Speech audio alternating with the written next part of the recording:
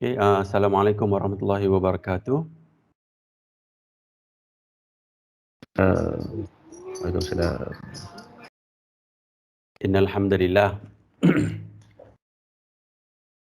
nahmaduhu wa nasta'inuhu wa nastaghfiruh wa na'udzu billahi min shururi anfusina wa min sayyiati a'malina may yahdihillahu fala mudhillalah wa may yudlil fala hadiyalah wa asyhadu an la ilaha illallah wahdahu la syarikalah wa asyhadu anna Muhammadan abduhu wa rasuluh. Sesungguhnya segala puji hanya milik Allah Subhanahu wa taala yang kita memujinya, kita memohon pertolongan dan pengampunan darinya, yang kita memohon dari teruknya jiwa-jiwa kami dan keburukan amal-amal kami. Saya bersaksi bahawasanya tiada ilah yakni Tuhan yang hak untuk disembah melainkan Ia yakni Allah Subhanahu Wa Taala dan tiada sekutu baginya. Serta Nabi Muhammad sallallahu alaihi wasallam adalah utusan Allah Subhanahu Wa Taala. A'udzubillahi minasyaitonirrajim. Ya ayyuhallazina amanu taqullaha haqqa tuqatih wa la tamutunna illa wa antum muslimun. Wahai orang-orang yang beriman, bertakwalah kepada Allah dengan sebenar-benar takwa dan janganlah kamu mati kecuali dalam Islam. Ya ayuhan nasu taqu rabbakumul ladzi khalaqakum min nafsin wahidatin wa khalaqa minha zawjaha wa batha minhuma rijalan katsiran wa nisaa'a. Wattaqullaha alladzi tasaaluna bihi wal arham innallaha kana 'alaikum raqiba. Wahai segala manusia, bertakwalah kepada Tuhanmu yang menciptakanmu dari satu jiwa dan menciptakan dari satu jiwa ini pasangannya dan perkembangbiakkan dari keduanya kaum lelaki yang banyak dan kaum wanita. Maka bertakwalah kepada Allah yang dengan namanya kamu saling meminta satu sama lain dan peliharalah hubungan silaturahim. Sesungguhnya Allah sentiasa menjaga dan mengawasimu. Ya ayyuhallazina amanu taqullaha wa qulu qawlan sadida yuslih lakum a'malakum wa yaghfir lakum dhunubakum wa may yuti'illah wa rasulah faqad faza fawzan 'azima. Wahai orang yang beriman, bertakwalah kepada Allah dan ucapkanlah perkataan yang benar. Nescaya Ia akan memperbaiki untuk kalian amal-amal kalian dan akan mengampuni dosa-dosa kalian. Dan barang siapa yang mentaati Allah dan Rasulnya, maka baginya kemenangan yang besar. Amma ba'du fa inna asdaqal hadits kalamullah wa khairal hadi Muhammadin sallallahu alaihi wasallam wa syarrul umuri muhdatsatuha wa kullu muhdatsatin bid'ah wa kullu bid'atin dhalalah wa kullu dhalalatin finnar. Adapun setelah itu, amma ba'du, sesungguhnya sebenar-benar kalam, perkataan adalah perkataan Allah Subhanahu wa taala, yakni Al-Quran lah. Dan sebaik-baik petunjuk adalah petunjuk Muhammad sallallahu alaihi wasallam, yakni daripada hadis yang sahih. Saya kena sebut yang sahih sebab hadis ini ada yang palsu dan juga dhaif. Sedangkan seburuk-buruk suatu perkara adalah perkara yang diadakanlah muhdath, yang diadakan atas agama. Ini kena ingatlah, muhdath ni atas agama, bukannya perbuatan kehidupan seharian kita. Ini benda-benda ibadat. Dan tiap-tiap muhdath itu adalah bid'ah, dan setiap kebidahan itu neraka tempatnya.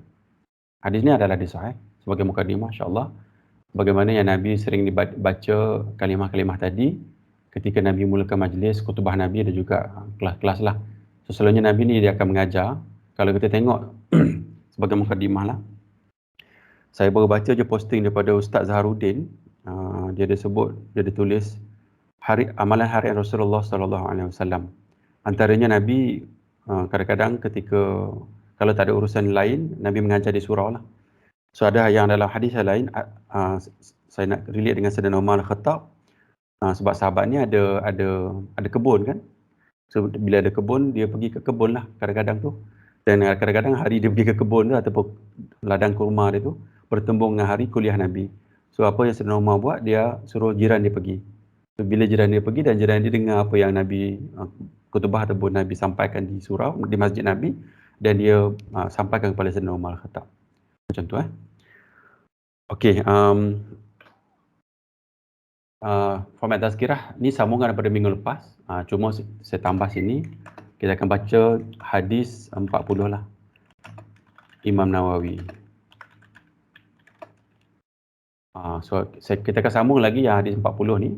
Kita akan sambung lagi yang memahami kenapa beza pendapat ni. sekejap je, lepas tu kita masuk kepada hadis 45 Nawawi. So mukadimah, laju-laju je mukadimah ni. Ada 3 hadis saya baca je hadis ni. Saya ingat kalau yang biasa masuk dalam sesi ni dah banyak kali dengar lah, tapi saya baca dia ada 2 hadis, 1 ayat Quran. Pentingnya menuntut ilmu. Daripada Muawiyah bin Abi Sufyan radhiyallahu anhu, Rasulullah sallallahu alaihi wasallam bersabda, barang siapa yang Allah kehendaki mendapatkan seluruh kebaikan, maka Allah akan fahamkan dia tentang agama. Hadis sahih. Okey. Anjuran berdakwah setelah tahu ilmu, kita nak sampaikan. Daripada Sahal bin Sa'ad radhiyallahu an, bahwasanya Rasulullah sallallahu alaihi wasallam bersabda kepada Sayyidina Ali, demi Allah, sekiranya Allah memberikan hidayah kepada seseorang melalui dirimu, yang ini berdakwahlah, itu lebih baik bagimu daripada memperolehi unta merah. Maksudnya parang yang paling berharga. Hadis riwayat Bukhari dan Muslim. Cuma kena ingat kat sini, kita kadang-kadang ialah sebab dakwah ni memerlukan satu mujahadah lah, melawan nafsu kita. Dan dakwah ni sendiri, kita jangan ingat dakwah ni melalui kita sangka orang pandang kita. Contohnya kelakuan baik kita kan orang pandang, orang tengok dia baik, dia Muslim baik, dan itu adalah dakwah dalam kategori yang kalau letak dalam peratusan kita sangka tu yang besar lah. Tidak begitu. Dakwah ni melalui Nabi, melalui perbuatan Nabi, dan Nabi pergi jumpa dengan musyrikin Mekah dan Nabi jumpa dengan orang tu. Dan Nabi ni daripada kecil lagi sampai ke menjadi Rasulullah sallallahu alaihi wasallam, sememangnya akhlak dia memang bagus kan, dia dipanggil Al-Amin. Dan kita tengok walaupun akhlak baik, berapa orang saja yang mengikuti Nabi walaupun bukan dia ketika dia jadi Nabi lagi, bukan ketika jadi Rasul. So kita kena ingat akhlak yang baik ni sebenarnya dia ada unsur menarik orang lain, tapi tidak secara peratusan yang tinggi. So peratusan yang tinggi ni kita kena bagi jumpa orang tu, bagi tahu. So dakwah ni dia kena melalui akhlak yang baik dan juga action tu kena ada. Melalui duit, melalui percakapan, melalui perbuatan kita, dan melalui ujian-ujian yang banyak yang Allah buat, seperti apa yang Allah bagi kepada Nabi. Dan juga kenapa begitu? Allah kata, Nabi kata dalam hadis yang sahih, Nabi kata orang yang paling dekat dengan Allah adalah orang yang paling banyak sekali Allah uji. Bila Allah banyak uji itu maksud dia Nabi lah orang paling dekat dengan Allah, sebab Nabi paling banyak dia uji. So kita kena ingatlah, jalan berdakwah ni tidak semestinya melalui jalan ujian tadi. Cuma dakwah ni sunnah dia, fitrah dia melalui jalan tadi. Kita akan diuji dengan banyak sebab kita cuba nak ubah orang. Tetapi imbuhan kita di mahsyar nanti besarlah. Kita tak nampak hari ni, tapi kalau kita baca hadis dia, kita rasa lepas di mahsyar nanti kita akan tahu, ya Allah, besarnya pahala, besarnya kebaikan yang dalam berdakwah ni. Malanglah saya sebab saya kurang berdakwah. Contohlah kan. InsyaAllah kita ni tidak tergolongan-golongan tu lah. Kita anjurkan diri kita cuba untuk mulakan dakwah kepada diri kita dan juga kepada orang dekat dengan kita. Lepas tu seterusnya lah. Nombor 3, ancaman kepada mereka yang mengajar tanpa ilmu. Ini batasan dia. Hari ini kita akan belajar tentang hadis 40 Imam Nawawi. Saya ada buat sikit pagi tadi. Ini hadis 40 ni. Hadis 40 ni saya buat dalam konteks. Saya buat summary dia dulu sampai 43 hadis ni. Dan kita akan tengok summary ni. Dan kita akan relate juga dengan apa yang Allah sebut kat atas ni. Apa yang Allah sebut dalam Quran ni lah. Dalam mana tadi? Daripada ni. Sebab dalam konteks ilmu ni, apa yang boleh kita ajar orang. Daripada hadis 43 tadi tu, Imam Nawawi buat. Sebenarnya dalam kitab tu dia kata, antaranya hadis tu boleh katakan merangkumi majoriti agama. Untuk kita faham agama kita yang besar ni kan, kalau kita tengok kan, banyak kan hadis. 10,000 ada hadis. Tak sampai 10,000 lah. Hadis sahih dalam 6,000 lebih kot. Dalam 5,000 ke 6,000 macam tu, kalau tersilap saya. Dalam banyak tu, Imam Nawawi letak dalam 43 hadis tadi, yang mungkin mencapai dalam 80% apa yang kita nak faham daripada ribuan hadis tadi, insyaAllah. So saya baca ayat Quran ni, Allah Ta'ala berfirman, katakanlah Rabbku hanya mengharamkan perbuatan yang keji, baik yang nampak ataupun tersembunyi, dan perbuatan dosa, melanggar hak manusia, ini zalimlah tanpa alasan yang benar. Mengharamkan syirik, mempersekutukan Allah dengan sesuatu yang Allah tidak menurunkan hujah untuk itu, dan mengharamkan, yakni mengadakan terhadap Allah apa saja yang kamu tidak ketahui, yang tidak kamu ketahui. Berbicara tentang ilmu lah. So ini dalam konteks kita untuk belajar ilmu supaya dapat kita sebarkan kepada orang lain dan juga kita beramal, insyaAllah. Okey, saya sambung yang minggu lepas. Sebelum tu saya nak buka sekejap kalau ada kawan-kawan nak share apa-apa dalam 5 minit, kalau ada lah. Saya buka sekejap kalau ada apa-apa, soalan ke ataupun apa-apalah dalam 5 minit kalau ada.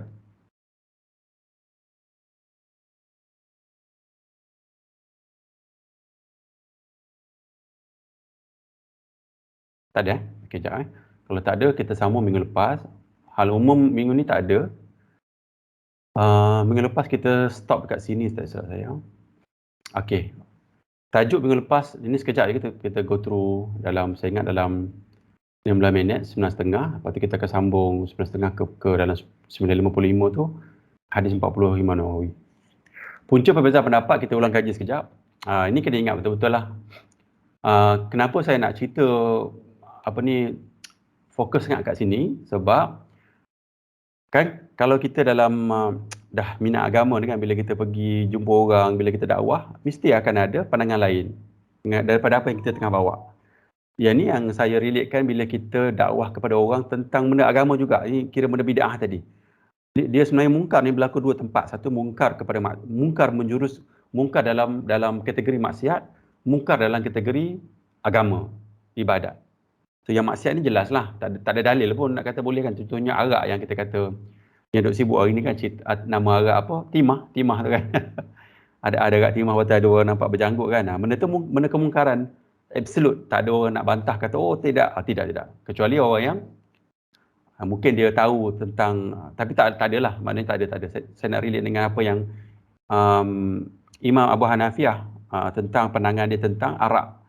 Kalau kita baca kaji, sebenarnya ada pandangan dia tentang arak lah, tapi pandangan tu dah dibentras lah, ataupun dilawan lah, ditolak oleh ulama-ulama lain. Cuma yang dalam bab maksiat ni, saya rasa benda tu jelas. Contohnya macam minum arak, berzina, isap rokok kan. Sekarang ni ada isu kan, KJ tunjuk kat dalam, KJ ada reply Twitter dia kan. Dia tweet, dia tulis yang dia kata Dr. Zul buat benda yang bagus lah untuk orang, untuk laksanakan peraturan supaya orang tak isap rokok di kedai kan, kedai makan. Baguslah tu. Itu memang tak ada orang yang nak bantah. Tapi saya nak sebut ni benda yang kita tak berapa nampak. Melalui ilmu saja kita boleh tahu benda tu silap. Ilmu ni maksud dia melalui ilmu yang benar lah. Apa dia melalui yang kita nak fokus ni adalah perbuatan mungkar melalui agama. Nampak agama tapi sebenarnya tidak daripada amalan yang sahih. Seperti mana yang kita telah tengok ataupun dah kita brief dulu dalam kelas-kelas sebelum ni kan, tentang ajaran-ajaran sesat kan. Yang zikir menari lah, wahdatul wujud, macam tu lah, menjurus ke arah tu. Kan ada ustaz yang kata boleh minta tolong kepada roh orang sudah mati kan, boleh minta keberkatan daripada roh orang sudah mati. Benda-benda mungkar. Tetapi dia bawa oleh orang agama, tapi kita sebagai penuntut ilmu, kita tak tahu benda salah atau betul. Dan kita ambil, kita sangka tu agama. Benda tu kita nak bentras lah. So kena ingat macam ni. Yang atas ni kenapa saya nak bawa ni, fahaman asas kita tentang ulama'. Nanti saya baca ni dan saya relatekan dengan contoh yang tadi, supaya kita dapat relate lah, dapat faham konteks perkataan ni. Tidak ada seorang pun ulama' sengaja berselisih dengan Rasulullah SAW dari sekecil-kecil sunnah sehingga sebesar-besar perkara. So, Imam Ibn Taymiyah sebut dalam kitab dia, maknanya ulama' ni tak ada seorang pun, sebab ulama' ni orang yang paling takut Allah. Okey. Bila ulama' yang paling takut Allah, maka dia tak akan ambil benda-benda yang bukan daripada Nabi. Tapi tadi kita nak relatekan tadi kan, katalah sebab contoh tadi ada ulama' kata boleh minta dengan roh orang sudah mati kan. Katalah ada. Tapi saya doubt lah ada. Katalah ada. Kenapa ulama' tu boleh kata macam tu? Sebab hadis yang mereka ambil pada ketika itu, pada sangkaan dia adalah hadis sahih. Tapi sebenarnya bila pada zaman tu pun ramai dah ulama' hadis yang lain bantras. Sebab itulah kita kena tengok pada konteks hari itulah. Tapi dia jadi perpecahan apabila ramainya pengikut ataupun ulama' tu ulama' yang sangat terpengaruh. Dia boleh pengaruhi orang lain, pengikut yang ramai. Katalah 99.9% apa yang dia bawa tu benar. Satu ni tersilap sikit atas sebab hadis tadi, tapi kesilapan tu pula boleh katakan fatal lah, sebab kesilapan tu sebenarnya kesilapan kepada akidah.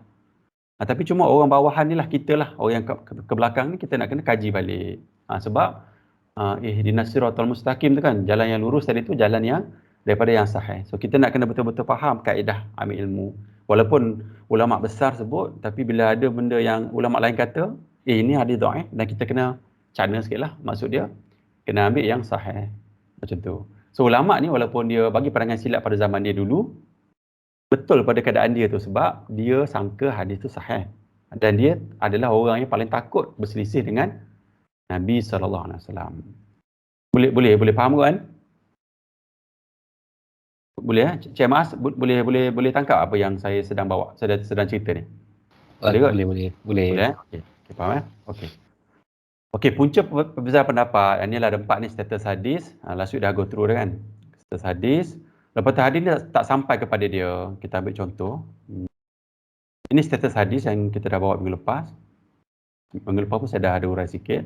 Contoh yang ni, ambil contoh 2 ni, status hadis tak sampai kepada ulama tersebut. Tapi ni dari konteks sahabat Nabi.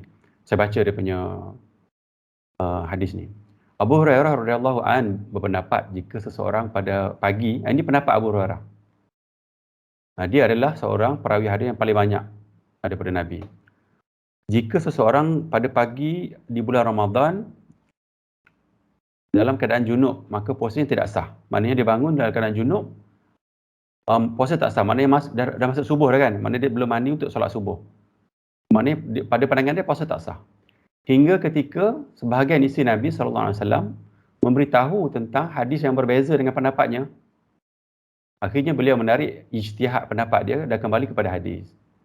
Boleh faham kan? Ada sahabat sendiri pun salah faham, sebab sebenarnya dalam salah faham dia pun adalah dia mengikut Nabi sebab dia tak dengar apa hadis tu. Bila dia dengar hadis yang Nabi kata maknanya tak batal puasa dia, katalah dia keadaan junub malam tu pagi 6.30 dah kan, 6.30 dah sahur semua, 6.30 baru dia mandi, baru dia solat subuh. Tak batal lah puasa dia. Ni hukum fiqh ni kita faham lah. Tapi pada nak cerita kat sini, pada pandangan asal dia, sebab dia tak dengar hadis tu, dia rasa dia batal lah puasa. Tapi tidak ada hadis ni, adalah hadis dia. Dalam hadis dia, saya baca hadis dia daripada Aisyah dan daripada Ummu Salamah radhiyallahu anhum. Mereka berkata, Rasulullah SAW pernah mendapati waktu fajar dan waktu subuh dalam keadaan junub kerana bersama dengan isterinya. Kemudian Rasulullah mandi dan tetap berpuasa. So bila ada dalil, ulama ni, kita letak konteks Abu Hurairah ni adalah ulama di kalangan sahabat kan. Ulama ni bila dia dengar hadis yang sahih, dia pun surrender lah. Dia kata ini adalah agama. Dan dia tolaklah pandangan yang asal dia. Sama juga yang contoh saya beritahu tadi, yang bahkan insya-Allah saya rasa kalaulah ulama yang kata hadis yang dipegang dhaif tu kan, yang dia pada pandangan dia dulu sahih tentang bolehnya minta pertolongan daripada orang mati, tiba-tiba dia tahu yang hadis itu adalah sahih, insya-Allah dia akan pun ubah pandangan dia. Belakangan saya akan cerita dekat hadis, kat sini saya akan cerita apa sebenarnya pegangan ulama-ulama besar kita. Okey, hadis perminai sempat. Nombor 3, salah faham memahami maksud hadis. Saya tak go through detail lah maksud dia, kalau bolehlah refer pada slide ini. Ada golongan sahabat sendiri pun salah faham tentang maksud hadis tu. Sama juga dengan ulama kita lah. Ada juga salah faham, dan salah faham ni boleh terjadi pada semua orang. Dan salah faham dia ni tak sebenarnya dia silap, sebab ijtihad dia.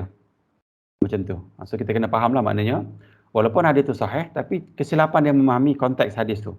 Sebab kadang-kadang hadis ni dia ada, kalau dalam Quran dia panggil asbab wurud kan, sebab-sebab wurud. Dalam hadis ada term lain dalam bahasa Arab dia. Tapi konsep yang sama, sebab hadis tu ada. Dia faham kenapa hadis tu Nabi sebut. Contohnya lah kan. Macam tu. Tapi kalau orang yang tak ada di tempat tu, dia tak faham konteks dia. Okey, saya rasa okey kot, boleh faham okey. Ni penutup daripada minggu lepas, ada 8 minit lagi. Saya nak baca sikit pandangan Imam Syafi'i. Sebenarnya pandangan daripada empat imam mazhab kita tentang hadis. Sebab kenapa saya nak ulang yang ni, empat mazhab ni kan banyak bercanggah pendapat. Mazhab Hanafi lain, mazhab Syafi'i lain, mazhab Ahmad Hanbal lain, mazhab Malik lain kan. So kita baca dulu. Saya ambil pandangan ini daripada kitab Sahih Fiqh Sunnah ni. Apa yang disebutnya adalah sahih daripada empat imam ni. Okey. Dalam kitab Sahih Fiqh buku 1 muka surat 55 ke 98. 55 ke 98 tentang pandangan imam empat mazhab tentang hadis. Okey, kita baca Imam Syafi'i rahimahullah, dia berkata, jika kita mendapati hal yang berbeza dengan sunnah Rasulullah SAW dalam kitabku, maka berpendapatlah yang sesuai dengan sunnah Rasulullah SAW dan tinggalkan pendapatku. Ini perkataan dia lah. Nombor 2, dia kata, jika sesuai dengan hadis sahih, maka itu adalah mazhabku. So dia dah bagi orang kata apa ni, precondition dah. Kalaulah pandangan dia silap, Kalaulah kita jumpa hadis yang sahih, berbeza dengan pandangan dia yang dhaif, contohlah, ambil yang sahih tu. Dia dah bagi dah precondition. Sebab perkataan ni akan menyelamatkan Imam Syafi'i di mahsyar nanti. Dan Allah sebenarnya, kalau dia tak sebut perkataan ni, Allah tahu niat dia sebenar. Sebab tu ulama ni paling takut Allah. Dan dia memang nak seperti mana yang Imam apa ni sebut dekat sini. Mana tadi ya? Ni. Bagaimana konsep ni? Maknanya ulama ni dia tak akan berbeza daripada Nabi langsung. Kalau ada yang sahih dengan dhaif, mesti dia ambil yang sahih macam tu. Kecuali dia tersilap ambil hadis. Sebab dia juga manusia kan. So Imam Syafi'i kata, kalaulah jumpa yang sahih, buang saya punya pandangan. Ambil yang sahih macam tu. Nombor dua, Imam Malik bin Anas ni mazhab Maliki, mazhab Malik rahimahullah, dia kata, saya adalah manusia biasa yang kadang benar, kadang juga salah. Dia kata dia ni manusia biasa je. Ada boleh jadi betul, boleh jadi silap. Maka telitilah setiap pandangan yang kalian dengar dariku.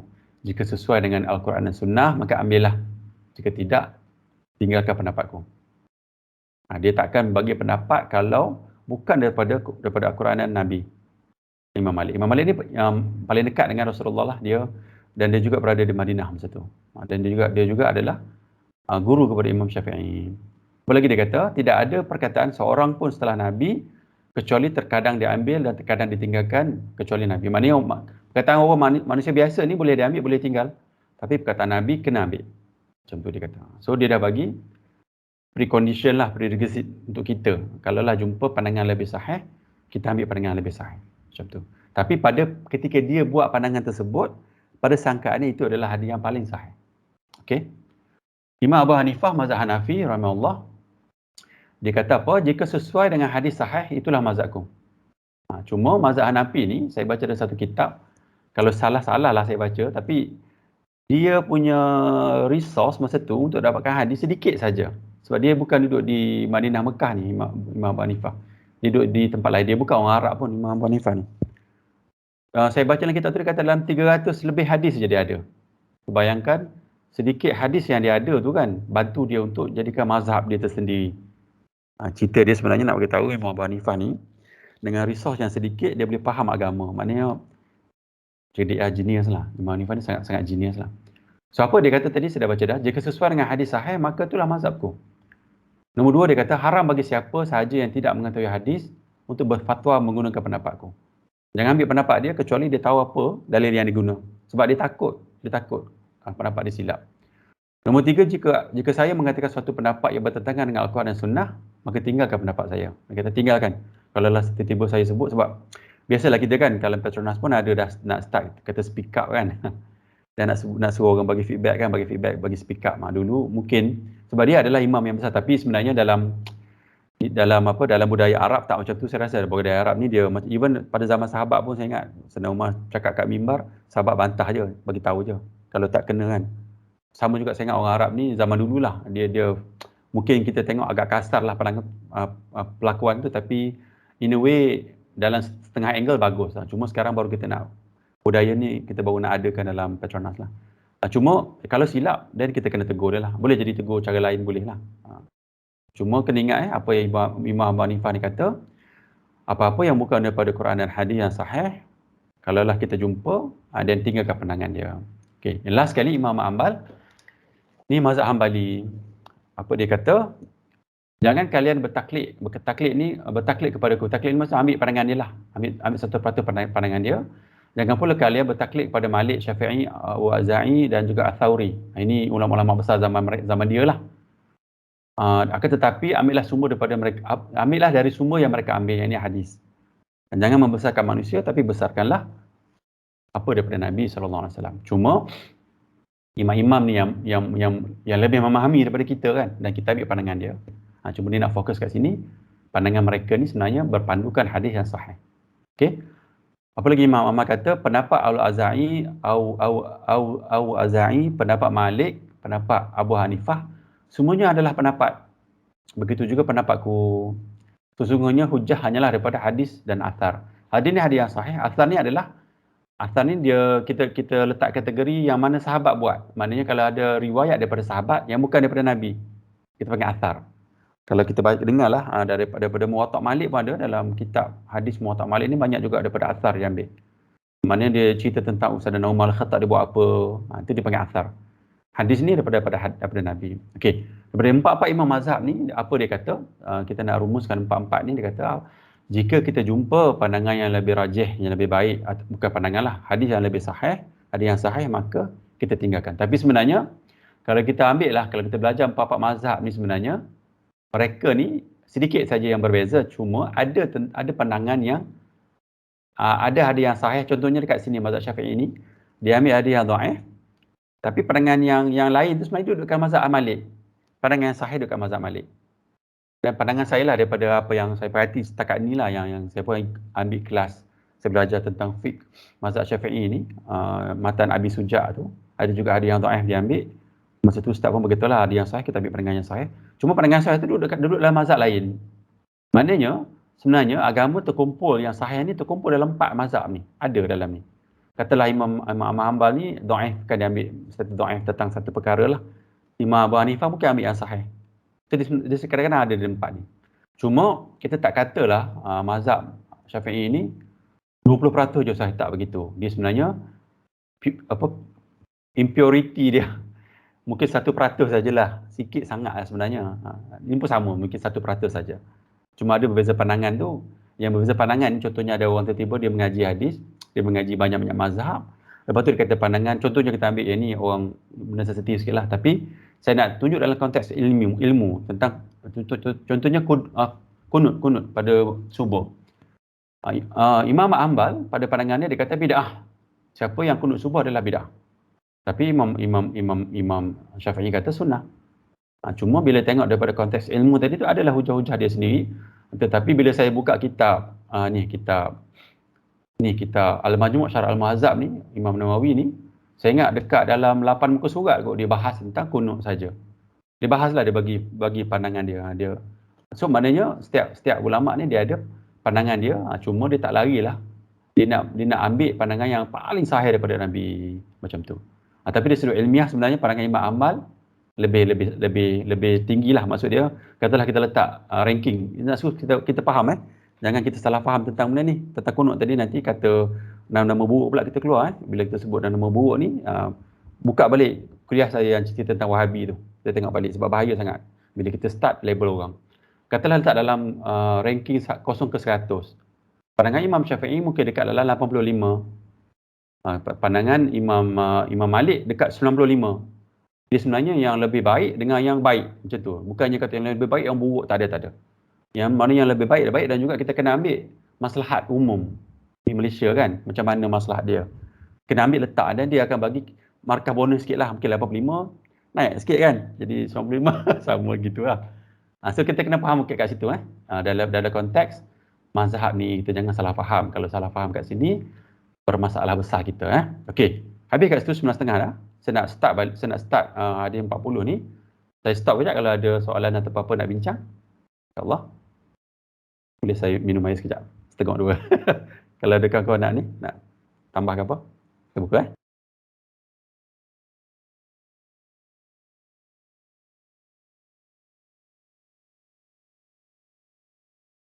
Okey, tak ada. Kita start dengan hadis 40 Imam Nawawi. Tengok ada tak sahabat-sahabat yang pernah saya bacakan hadis ni dah khatam. Azwan. Tak ada Azwan. Dulu saya dengan Azwan, kita orang selalu travel. Dan kalau dia akan bawa kereta lah, saya akan baca hadis ni kat dia lah. Dia dah khatam lah hadis 40 ni. Saya duduk sebelah, dia duduk sekat sebelah. Kita sembang-sembang tentang hadis. So hadis 40 ni, okey. Kenapa penting, kenapa besarnya hadis ni dalam kita lah kepada orang Islam ni?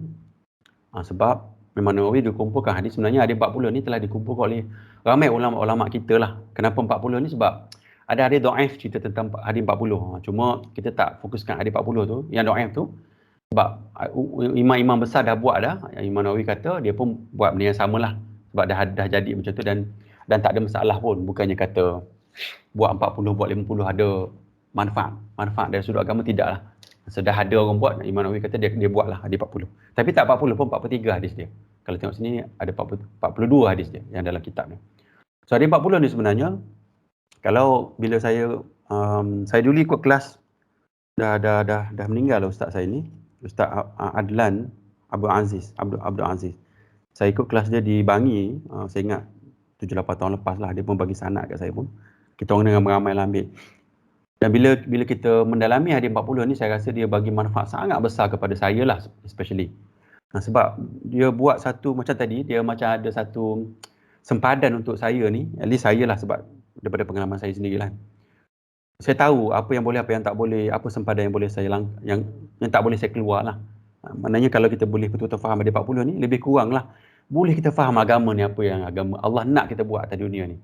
Tak banyak hadis dia kan, tapi kalau kita boleh faham sedikit 40-43 hadis ni, saya rasa macam equipment tu dah lengkap lah kalau macam kita nak pergi ke gunung ke apa kan. Maknanya equipment, kalau dalam bahasa kita ni MVP lah kan. Minimum viable product kan. Mana-mana yang minimum tu dah ada dah, boleh dah. Kalau orang buat jahat pun kita boleh sanggah, ataupun benda maksiat datang kita dah boleh tolak dah. Dan perangai kita untuk jadi orang baik ataupun ikut apa yang Allah dan Rasul nak, dah ada dalam ni dah. At least sedikit dah ada tahu dah. At least dekat foundation level dah ada. Okay, so itu sebagai mukadimah untuk hadis 40 ni.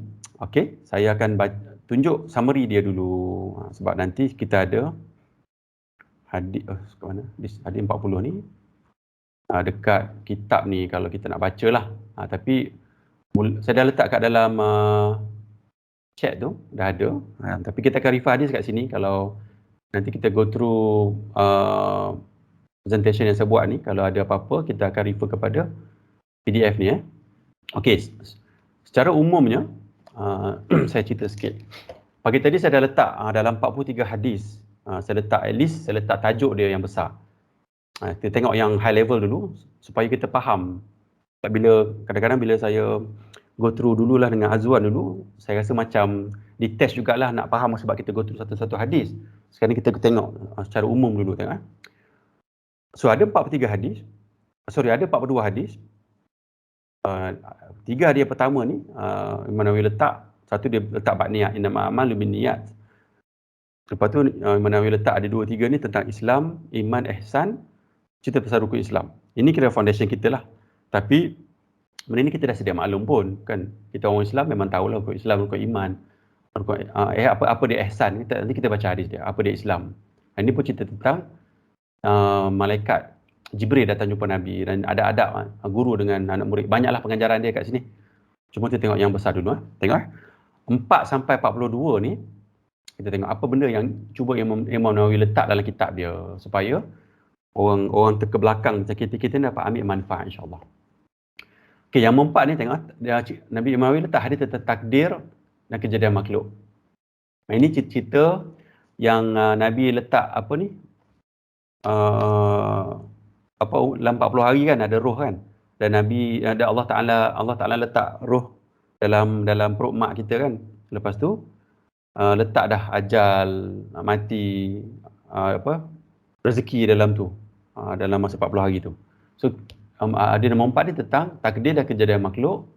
Nombor 5 tentang sunnah dan bid'ah. Ni hadis bid'ah dan sunnah letak nombor 5. Nombor 6 syubhah dan juga hati. Saya baca je. Nanti kalau ada benda yang glaring, kita akan baca hadis dia. 7, agama dan nasihat. 8, tauhid dan peraturan-peraturan dia. 9, larangan seluruhan dan tidak berdalih. 10, tentang makanan halal. Apa benda yang halal, ada apa implikasi kalau makan benda halal. Ni Nabi cerita bila makan benda halal ni, doa Allah bagi, Allah makbul. Ataupun yang makan benda haram, doa Allah tak makbul. Nombor 11, keraguan. Ni benda-benda ragu ni Nabi minta jauh. Allah melalui Nabi, jauhi benda yang kita ragu. Ragu je jauhkan. Ambil benda yang keluar daripada syubhah, keluar daripada keraguan. 12, sibukkan diri dengan kebaikan. Jauhi lara. Lara ni benda yang apa, tak ada manfaat pada kita lah. Ini banyak, saya buat banyak. Saya tak refer ke orang lain. Saya refer kat diri saya lah. Banyaklah benda kita buat lara ni kan, masa yang panjang. Kalau kehidupan kita kan, surah Wal Asr tu kan. Wal Asr innal insana lafi khusr illa allazina amanu wa amilus solihat wa tawassaw bil haqq wa tawassaw bis sabr. Banyak sangat benda-benda yang lara, kecuali yang Allah sebut dalam Quran, yang surah Al Asr tadi. 13, sayangi saudara se-Islam. Yang ni memang Nabi cerita tentang kita kena cintai sahabat kita, orang-orang Islam kita.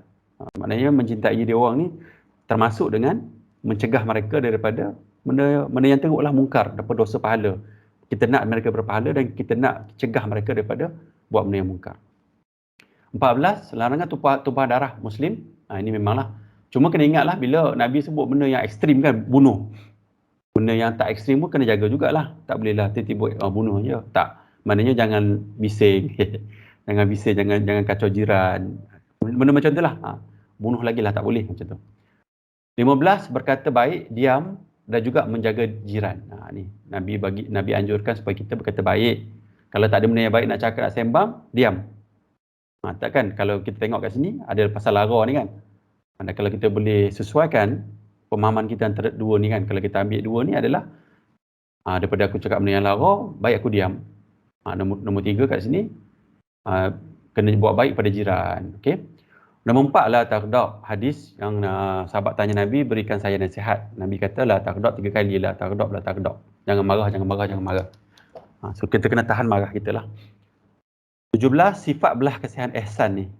Ni Nabi cerita tentang analogi dia, Nabi sembelih lembu, sembelih kambing. Nabi kata asah buat tajamkan pisau tu jangan nampaklah kita tengah asah pisau. Maknanya nak sembelih, nak buat sakit kat orang pun kena berlembut sebenarnya. Macam tu Nabi cerita.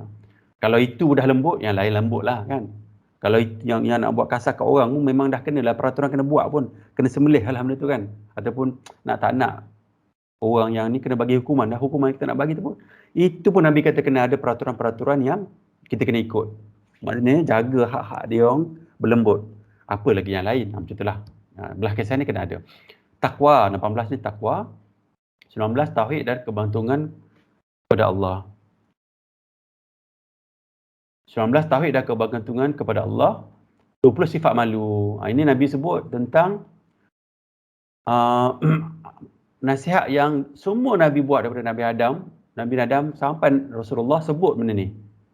Nabi kata, nasihat yang sama, Nabi kata, kalau kamu tidak malu, buatlah apa saja. Macam Nabi sindir lah. Maknanya kalau kau ni dah tak nak ikut dah agama ni ataupun buatlah. Kalau tak nak malu, buatlah apa saja. Buatlah. Macam itulah, macam kita lah kan. Maknanya perkataan tu, Allah takdirkan semua Nabi sebut. So kena ingatlah, malu ni adalah benda yang sangat besar dalam agama. Kena ingat malu. Nanti kita baca hadis dia. Hari ni kita nak cerita high level je dulu. Nanti insyaAllah minggu depan nanti kita mula tengok. Nanti saya ingat, kalau ada masa saya cuba nak macam letakkan subset dia macam nombor 4 dengan nombor 16. Kalau dua tu bertembung, apa benda perangai yang perlu kita buat macam tu. Sebab kadang-kadang benda macam ni, kita kena fikir 5-6 hadis. Baru dia jadi, 6 hadis tu translated into akhlak macam ni. Macam tu. Kita cubalah insyaAllah. 21, tauhid. Jangan kafir syirik. Ni yang saya baca ayat perkataan yang awal tadi pun benda yang sama kan. Allah kata jangan mati dalam syirik. Kena jaga tauhid. 22, usahakan yang wajib. Ini hadis yang sahabat tanya, kalau dia buat benda yang wajib je, masuk syurga tak? Nabi kata, ya masuk syurga. Tak buat benda sunat pun tak apa. Yang tu maksud, minimum Nabi dah sebut dah. Minimum kita kena jaga yang fardu, yang wajib ni. Kalau minimum tak boleh sangat teruk sangat iman kita kan. Saya baca dalam Athar Umar Al-Khattab sebut yang sama. Dia kata, kalau lah teruk sangat iman kita dah teruk, memang down maksimum kan, emotionally down, whatever lah, tengah penat sangat ni, paling minimal kena buat, jaga yang wajib. Bila dah iman tinggi meningkat, semangat tinggi, kita buatlah yang lain pula. Bangun tahajud, solat subuh, solat sunat sebelum subuh, pergi surau macam itulah. 23, amal soleh. Okey, sebelah ni saya letak juga kat sini. Nombor 4 ni, ada 24, Nabi kata tidak zalim. Ada juga menjaga tauhid, yang tidak zalim sama dengan manusia lah, terutama zalim. 25, sedekah pahala. Hadis ni sebenarnya cerita tentang ada orang miskin ni, dia tanya, wahai Rasulullah, orang kaya kan dia ada duit banyak, yang dia boleh sedekah banyak. Orang miskin macam kami ni macam mana? Nabi kata, tidak, sedekah ni banyak. Solat sedekah, buat tu sedekah, halang, ambil batu, buang daripada tengah jalan sedekah. Bantu orang sedekah, bayar hutang orang sedekah. Macam-macam sedekah boleh buat. Nabi cerita tentang sedekah sebenarnya. Nabi nak tunjuk konsep sedekah ni tidaklah kecil ataupun tidaklah terkongkongan ni kepada orang kaya saja ataupun dengan ada kaya bagi duit tu sedekah, tak begitu. Sebenarnya sedekah ni besar lagi dia punya maksud. 26, dorongan sedekah, dan Nabi Nawawi letak lagi, sebab dia letak sedekah ni, sebut lagi sedekah, dan juga nak dorong bantu orang lain, sebab ada hadis yang lain Nabi sebut Nabi lebih rela, Nabi lebih suka bantu orang daripada beribadat di Masjid Nabi selama sebulan. Kita kan nak pergi umrah sekarang kan dah boleh pergi kan. Umrah kan ada sahabat saya tengok kat FB pun dah ada pergi ke Mekah dah buat umrah. Pergi Madinah kan. Pergi Madinah lepas tu pergi Mekah. Dan kita rasa perasaan nak pergi tu besar kan. Oh nak sangat pergi, rindunya ya Allah, rindunya nak pergi kan. Padahal ada benda lain yang boleh yang lebih besar daripada perasaan tadi. Perasaan ni apa dia? Kita bantu orang. Bila bantu orang ni sebenarnya pahala dia lebih besar daripada, bayangkanlah kita pergi ke Mekah Madinah pun dalam tak lama kan, mungkin 10 hari lepas tu buat umrah kan, 10 hari sekejap ya. Tapi ni sebulan iktikaf di Masjid Nabi. Lama, pahalanya sangat besar. Dan Nabi pula analogi dia bukannya Nabi kata tolong. Nabi kata analogi dia berjalan je. Dalam konteks nak tolong, berjalan baru dengan orang tu. Belum tolong lagi.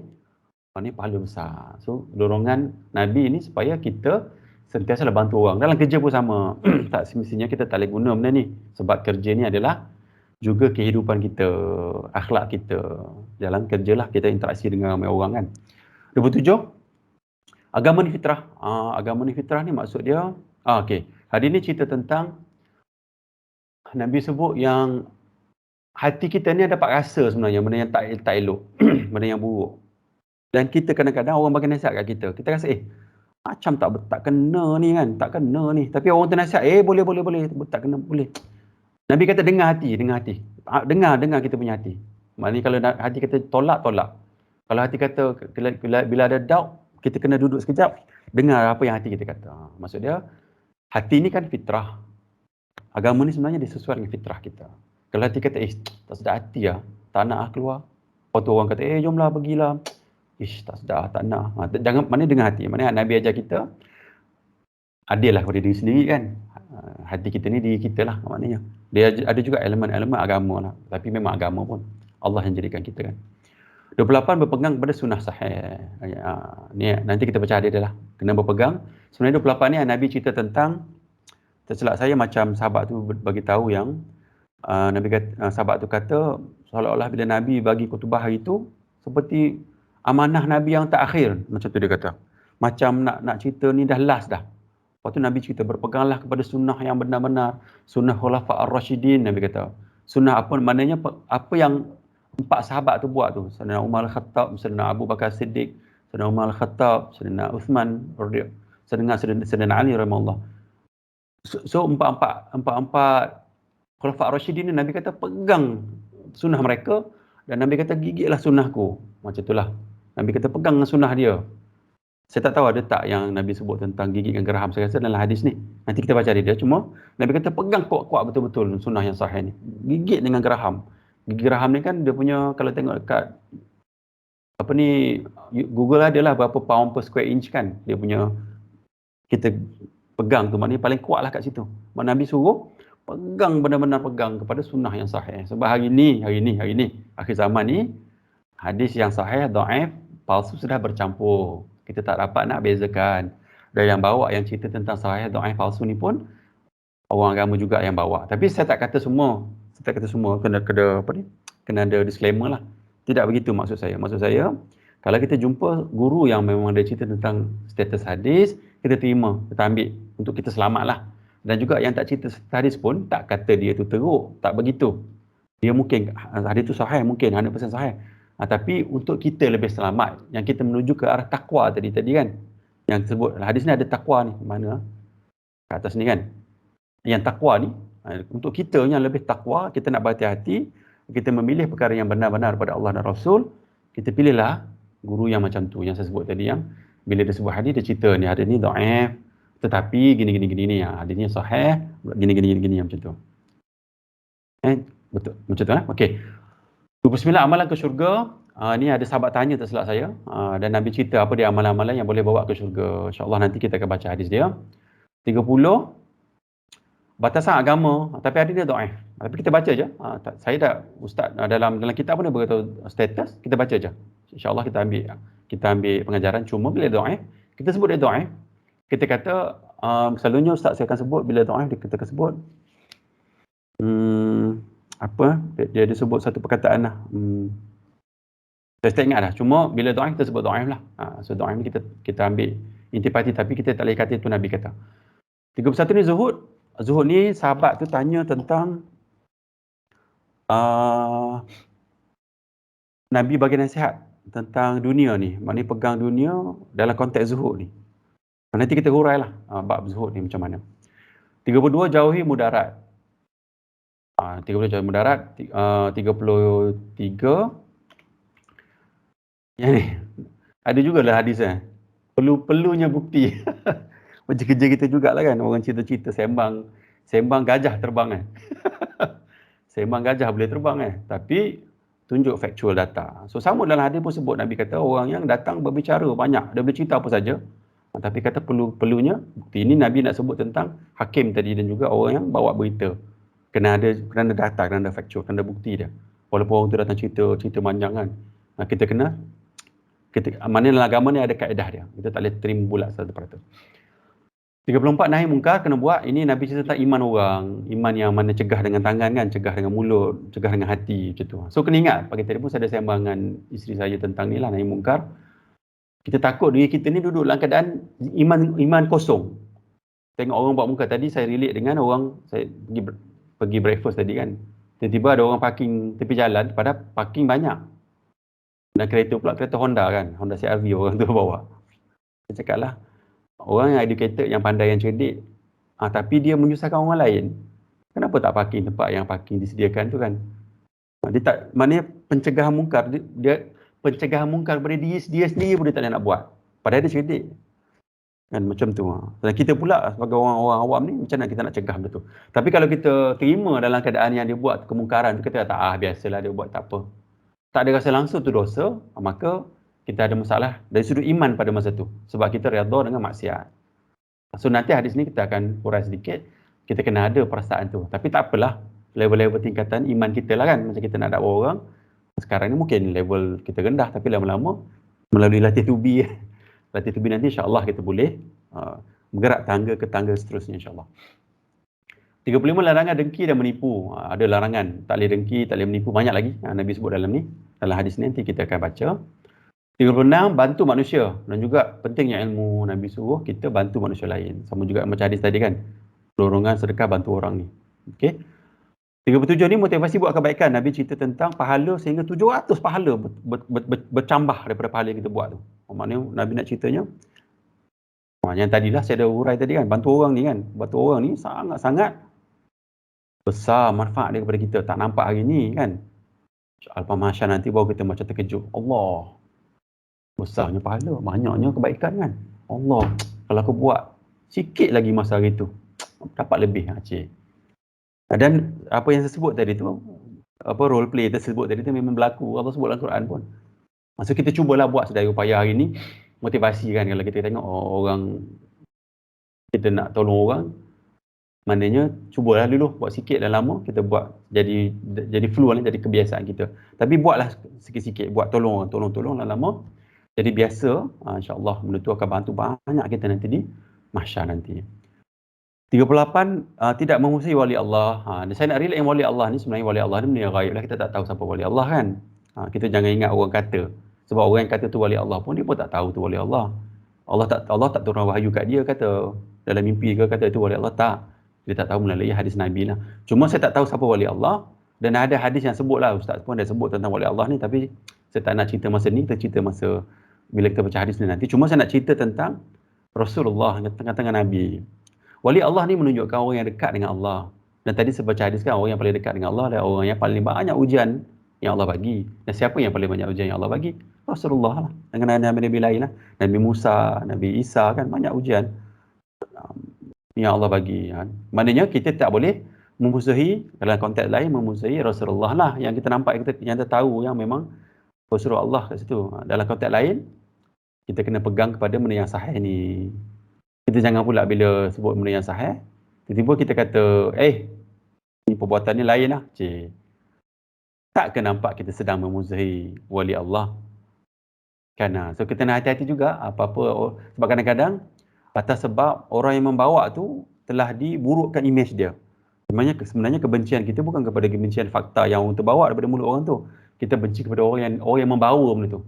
So saya tengok hari ni, bila tengok kat YouTube, tengok dalam perbincangan mana-mana, kadang-kadang manusia ni dia benci pada orang tu. Kan Allah sebut dalam Quran kan, Tak boleh benci. Sebab kadang-kadang, sebab tu Allah sebut dalam Quran tu, sebab manusia ni tendensi dia bukan benci factual yang orang tersebut tu, lafaz tu. Dia sebut orang yang orang bawa tu.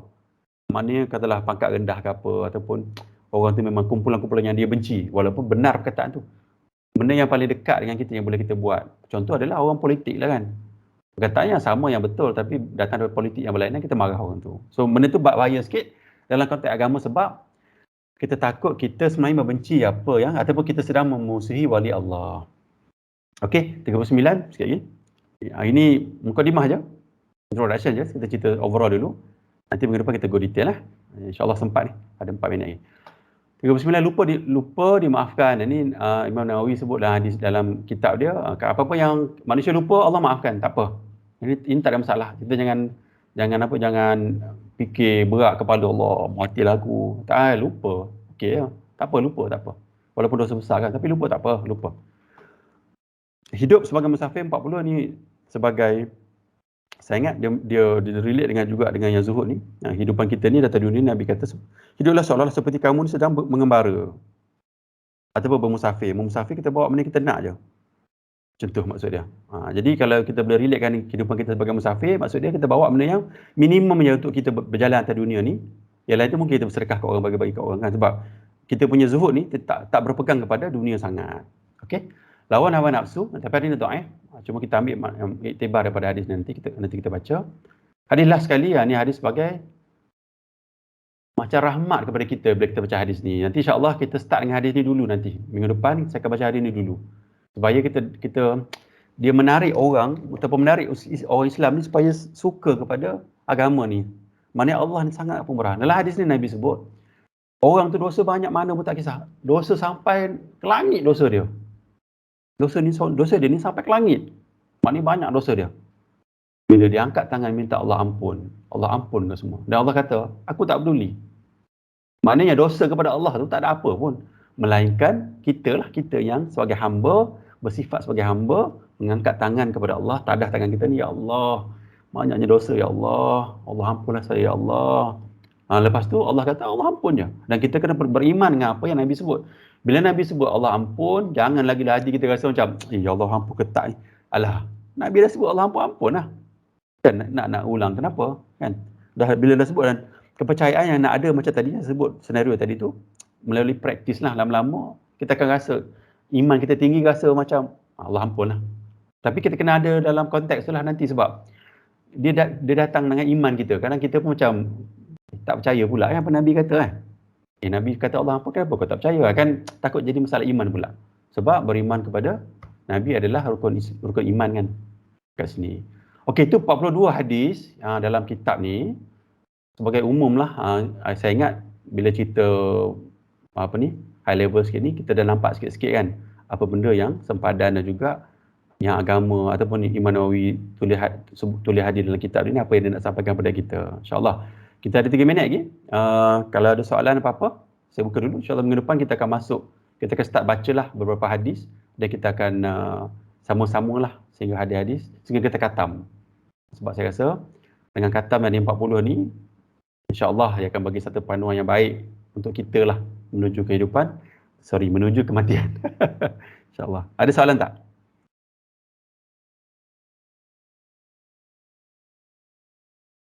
Okey, kalau tak ada soalan, saya baca ni, baca penutup lah insya-Allah. Kita jumpa lagi minggu depan.